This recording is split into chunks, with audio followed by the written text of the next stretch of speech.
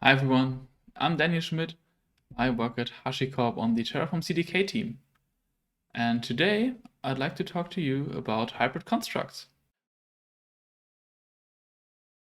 With hybrid constructs, I mean constructs that can also ship Terraform modules that you can publish on the Terraform registry and use with your already pre-existing Terraform configuration you might have.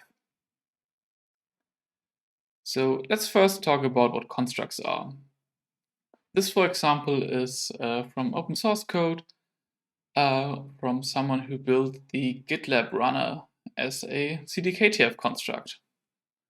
CDKTF constructs, or in general constructs, are classes that extend from the construct base class, and they are used to encapsulate functionality that you can ship and distribute as binaries to your favorite registry according to the language you want to consumers to be able to use it. So to PyPy, to Maven, to NPM, to Nugget, and so on. And these constructs are really the foundational building blocks of working with CDKTF and all the other CDKs. So the great thing about constructs, from my point of view, is you can interact with them in a imperative way. So you can call functions on them, and basically dynamically do things with them, and you can pass a construct to another construct and have like dynamic behavior, or like not dynamic behavior, but you can make the behavior depend on each other and define really complex things that would be really tedious to define otherwise in very elegant ways. And another thing that's so great about them is they're super easy to extend. You can just extend the base class and you can override any method in them that might be used to generate some internal configuration. So it's really easy to make them your own and to adjust them to the exact use cases and problems you might be having. So for example, in this construct, there's a private method that defines like a Docker volumes list and kind of builds a string by iterating through the Docker volumes passed. And if you, for whatever reason, needed to adjust that, for example, to make like the volumes read only or something, then you can do that. It's just extending the base class, overriding this method, and the construct you get out of that has a different functionality and like is adjusted to what you need from it. And if you work with Terraform, you use Terraform modules most likely. It's the way of defining a construct basically in Terraform. So you define a module, again, that encapsulates some functionality. In this case, it's a VPC, like the AWS VPC module. And you basically can configure it through all these options passed, but that's basically it. There's no dynamic things. Modules can't interact with other modules. You can't do like imperative calls on them. It's very limited to that regard. Yeah. And the question is, why would you want to ship both even? Let's talk about that for a second. So constructs obviously you want to ship because you want to distribute them around teams using CDKTF, and for modules the same for users who use Terraform. And if you're a big enough org or like an organization that already uses Terraform, you might have some teams that are still in the Terraform world or want to stay in the Terraform world, and you have teams who want to be in the CDKTF world and use CDKTF to provision their infrastructure. And if you want to cater to both, you need to ship both. So whenever you come up with a new thing you want to ship, instead of writing it 2 times, it makes sense to just have one source. And in the end, the source can be both, right? If you're more comfortable with writing like Terraform modules, you can write Terraform modules and redistribute them as CDKTF constructs. And if you're more comfortable with like CDKTF, then you can go that way around and define Terraform modules out of your CDKTF code. we're going to explore both options in this talk, and we're going to start with the latter, so from constructs to Terraform modules. And for both of these, we have proton templates that you can use. And yeah, proton is in the end a construct-based solution to build your project infrastructure, so all the files you need to have a fully working and functioning project. They can be defined in Progen, and they are great projects already to build upon that handle all the publishing to the different registries. And we have a extended version here that also does all the tooling you would need for Terraform. So that is really a few manual steps you have to do to get your project into Terraform registry as well. And we also added some nice helpers to build some configuration for you that help you publish to GitHub packages and to the open source registries and so on, that take care of all these like nitty-gritty details that you would normally need to take care of. So let's dive into it. This is the Proton CDKTF hybrid construct template. You can use it to initialize such a project that can distribute the construct both to normal registries and to Terraform.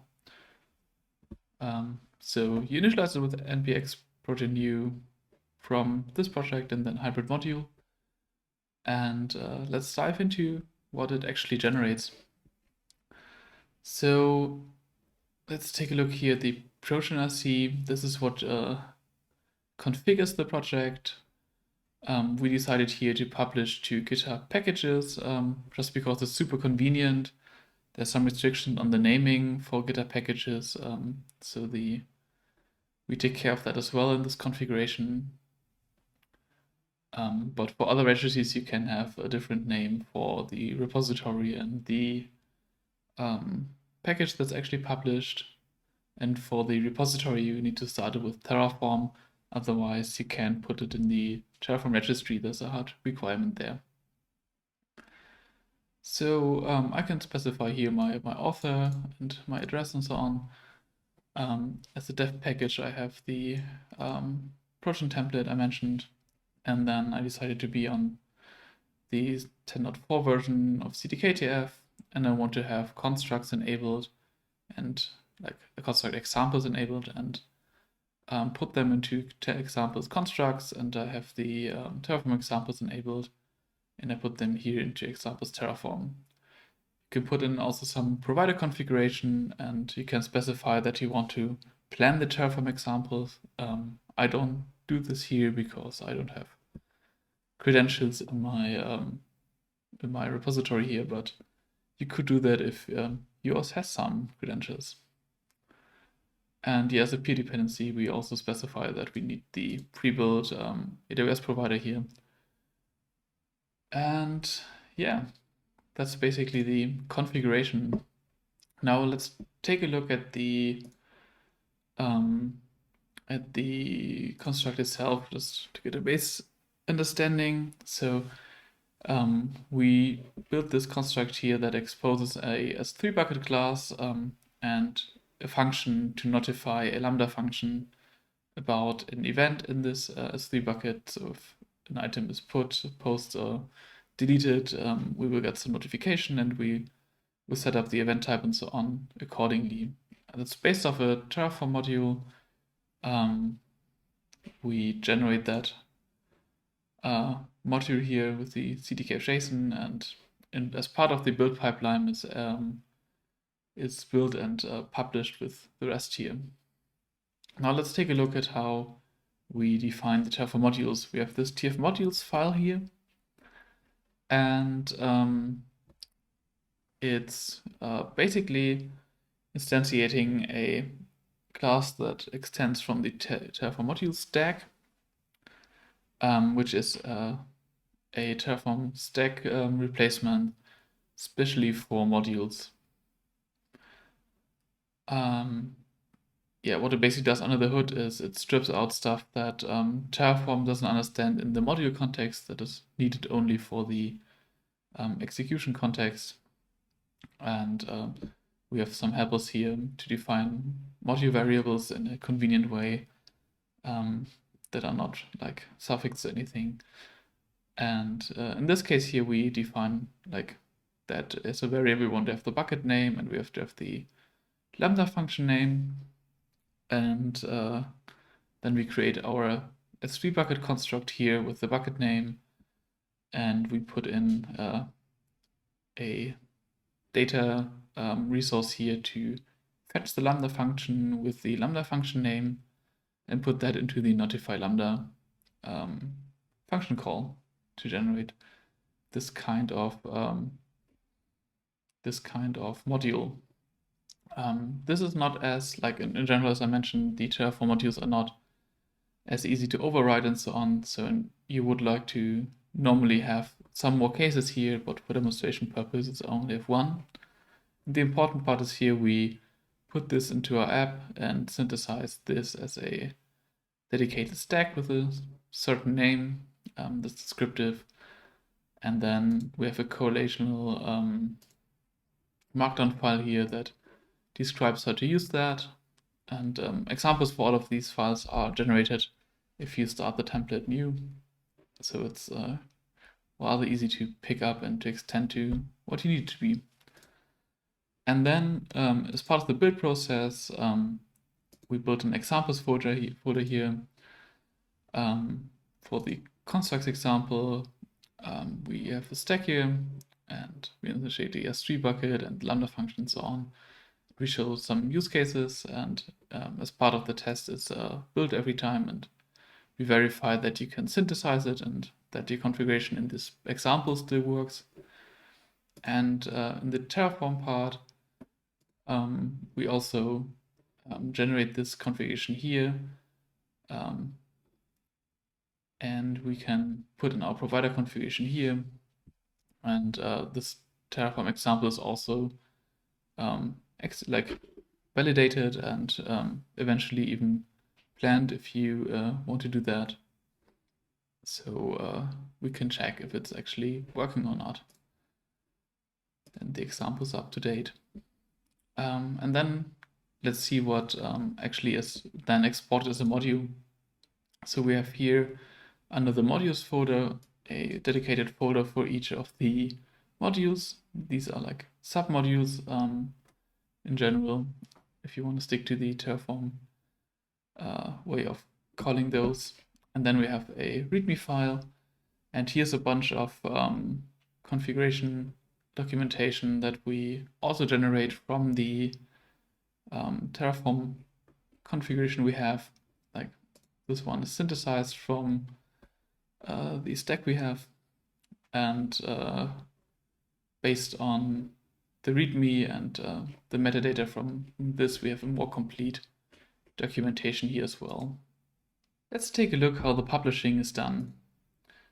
So on push of master, we have this release pipeline here, and what it does is it runs the normal release process for modules. It runs the test and so on, checks that no change has been happening and so on. And as part of the release, it tags the version of the, like the new version of the project, and then pushes something to GitHub releases and to the internal registry, to npm, Maven, and Nugget. And if you configure it with GitHub packages, you can see the packages here that are being generated, and you can use them according to the documentation here.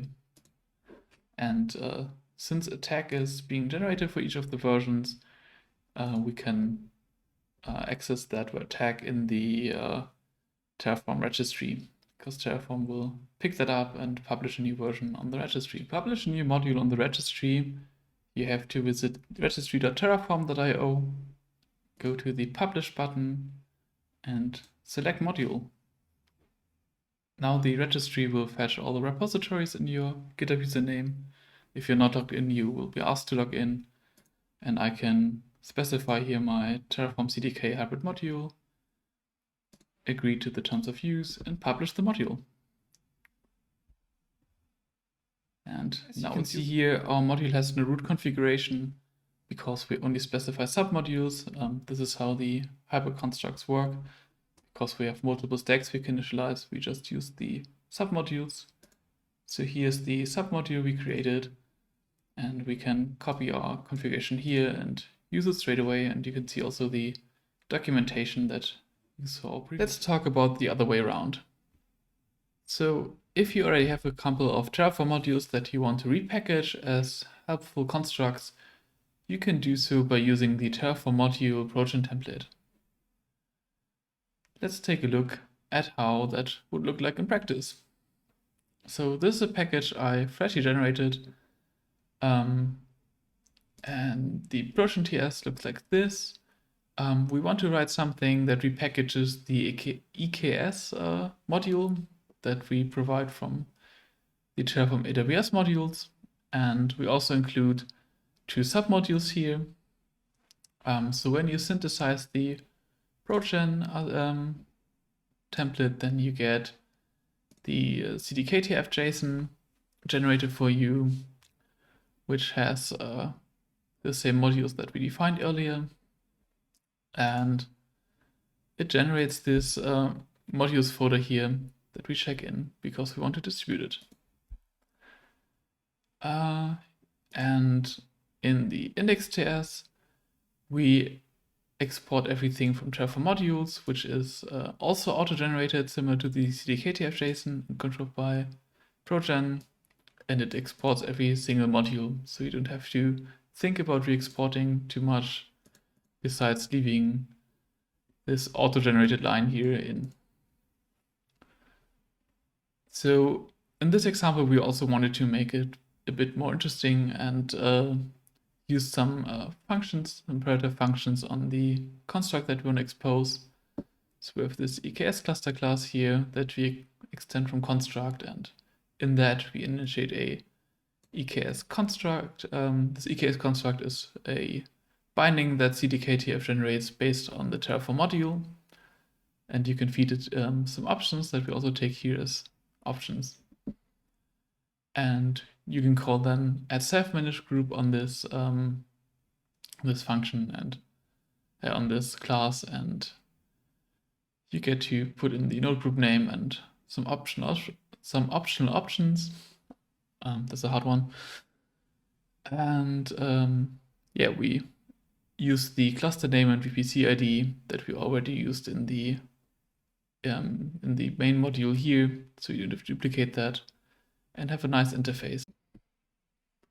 To summarize, you can use the Proton CDKTF hybrid module to generate you a new project structure for the construct that you want to publish or the Terraform module that you want to publish, and either repackage your existing Terraform modules as constructs and make them nicely usable within the CDKTF context, or deploy the CDKTF constructs that you write as Terraform modules for your Terraform audience.